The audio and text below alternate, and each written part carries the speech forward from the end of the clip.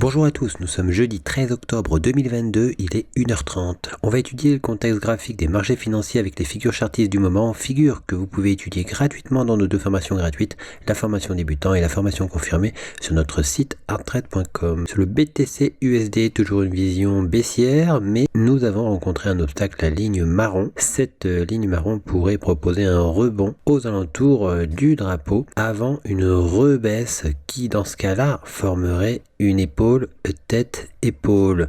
La recassure donc de la ligne du coup par la suite pourrait permettre la reprise de la baisse en direction des objectifs chartistes du drapeau. En H4, on a toujours l'épaule, tête, épaule qui donne des objectifs baissiers et le drapeau pourrait donc permettre de reprendre la tendance baissière vers l'objectif du biseau ascendant notamment et vers l'objectif du drapeau bleu que nous avions aussi en H4. Sur l'ETH USD, en M30, on a eu du mal à franchir le plus bas d'après cassure. On a une recassure donc du drapeau. Une cassure de ce plus bas permettrait la cassure d'un triangle rectangle puisque le plat jaune sert de plat à un triangle rectangle. En H4, on est toujours dans un canal parallèle descendant. On pourrait continuer à baisser dans ce canal parallèle. On a toujours le triangle symétrique H4 qui donne des objectifs baissiers ainsi que l'épaule tête-épaule. Sur le THUSD, on avait cassé un triangle symétrique. On a réalisé un pullback sur ce triangle symétrique. Si on cassait le plus bas ici, qui est le plus bas d'après cassure du triangle symétrique, eh bien on pourrait alors confirmer l'orientation baissière, éventuellement casser le plat ici qui serait donc le plat d'un rectangle de continuation de tendance baissière. En H4, on voit très bien la formation effectivement du triangle symétrique, sa cassure, qui pourrait être à l'origine de la reprise de la baisse vers les objectifs du biseau ascendant. On s'aperçoit aussi que la ligne mauve continue de faire obstacle pour l'instant vers la réalisation des objectifs chartistes du biseau. Cette ligne mauve pourrait être à l'origine d'un rebond qui permettrait alors une orientation vers les objectifs chartistes de l'ancien triangle symétrique vert. Sur le marché du gold, on a créé un double bottom aux alentours de l'objectif du triangle rectangle. Une cassure baissière de ce double bottom permettrait une réorientation baissière qui pourrait invalider le V-bottom. Une cassure haussière de la ligne du coup potentiel du double bottom permettrait de réintégrer éventuellement le dessus de la ligne du coup du V-bottom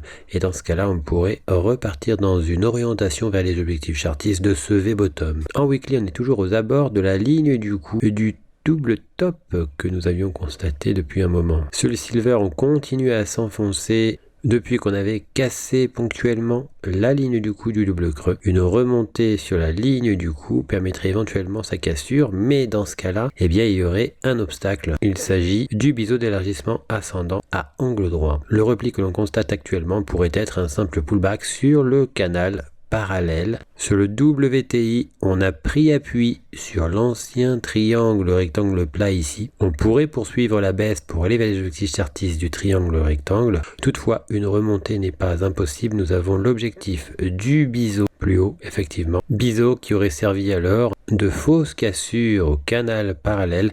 Un retour de l'autre côté du canal parallèle, voire une cassure, n'est pas à exclure. En H1, on s'aperçoit qu'il y a maintenant contradiction entre le biseau descendant qui a un objectif haussier et le drapeau qui est cassé dernièrement et qui lui donne un objectif baissier. Sur le CAC 40 en M15, on n'est pas loin d'une nouvelle cassure du triangle rectangle. En H4, on s'aperçoit que c'est dans la zone bleue que se forme ce triangle rectangle, une zone où on semble vouloir prendre appui sur les anciens plus bas. On retrouve les deux anciens plus bas ici. Nous avions un biseau descendant qui avait cassé la baisse.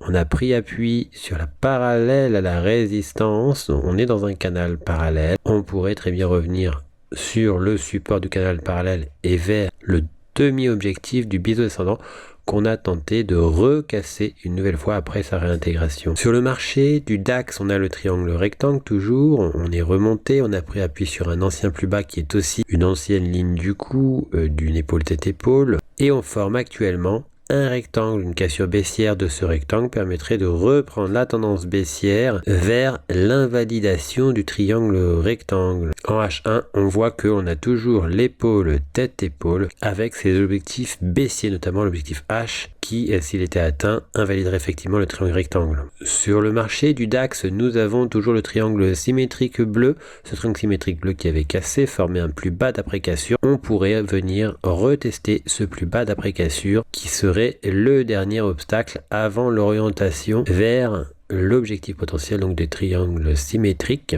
Nous avons aussi la potentialité de former un biseau descendant si on réintégrait le triangle symétrique et si on cassait la résistance au-dessus à 3 points. Sur le FTSE, on s'oriente vers le plus bas du canal parallèle. C'est le dernier plus bas de la tendance baissière des indices de cette année. Sur le Dow Jones, on s'attend toujours à une baisse vers le demi-objectif H de la tasse avec anse. Sur le S&P 500, on attend toujours l'orientation sur l'objectif H de la tasse avec anse. Sur le Nasdaq, on a franchi le demi-objectif H du canal parallèle. On pourrait s'orienter sur l'objectif H de ce canal parallèle avec l'objectif H du double top de continuation sur le chemin. Sur le USD/JPY en H1, on a eu la cassure d'un biseau ascendant, bien que cette cassure apparaisse tardivement, c'est-à-dire proche de la pointe.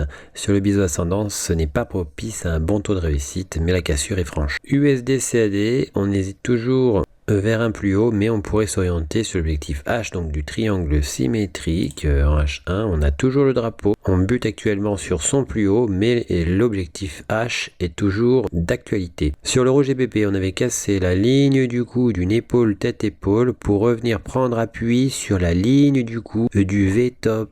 En H1, on s'aperçoit que l'épaule tête-épaule inversée effectivement avait cassé à la hausse et on n'est pas loin de son niveau d'invalidation. Sur le AUD/CHF en M30, après l'invalidation du biseau descendant mauve, on a eu le biseau descendant vert qui a cassé ici à la baisse. On pourrait continuer de s'orienter vers les objectifs chartistes de ce biseau descendant. Sur le AUD/USD, eh bien on a fait l'objectif H du drapeau. En daily, on a toujours l'objectif H de l'élargissement symétrique à réaliser. Sur le NZD/JPY, on avait cassé un drapeau. On a repris appui sur l'ancien support du biseau d'élargissement symétrique, ce qui pourrait être l'initiateur d'un rebond. Cela dit, le drapeau n'est pas invalidé. On pourrait aussi le recasser, puis casser dans la foulée le biseau d'élargissement symétrique. Sur le AUD/JPY, eh bien, on a formé un double bottom en bas et on a tenté une cassure de la ligne du cou de ce double bottom. Sur le AUD/JPY, si on cassait le double bottom à la baisse, on viendrait alors potentiellement invalider le drapeau mauve. Sur l'euro CAD, on est toujours aux alentours de l'ancien plat, de l'ancien triangle rectangle. Sur l'euro dollar, une cassure du plat en bas permettrait une reprise de la baisse grâce à un triangle rectangle.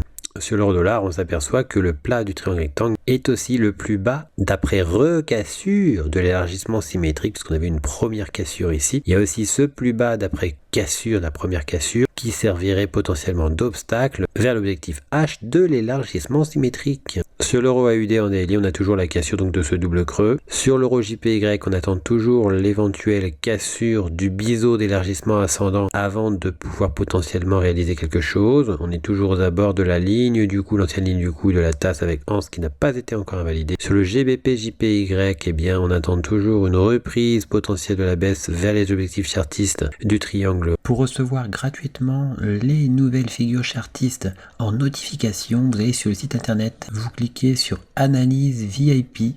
Une fois que vous êtes sur Analyse VIP, vous cliquez sur S'abonner et puis vous n'aurez plus qu'à vous inscrire. Ici, vous mettez un mail, un mot de passe, vous indiquez que vous n'êtes pas un robot et vous mettez s'inscrire. Vous serez alors abonné, vous recevrez toutes les notifications des nouvelles figures trouvées, que ce soit les figures chartistes ou les figures harmoniques. Figures que vous pouvez étudier gratuitement dans nos 2 formations gratuites, le niveau débutant et le niveau confirmé. On a encore 3 autres niveaux qui eux sont payants. En cliquant sur figures chartistes, vous arrivez sur la liste des figures chartistes du moment que l'on a posté. Vous retrouvez aussi les vidéos concernant les analyses chartistes du moment. N'hésitez pas à venir aussi nous découvrir sur notre blog, tout en haut ici, blog. Vous y trouverez nos derniers posts, les défis Hard Trade, ainsi que toutes les nouvelles Hard Trade. À bientôt sur notre site hardtrade.com.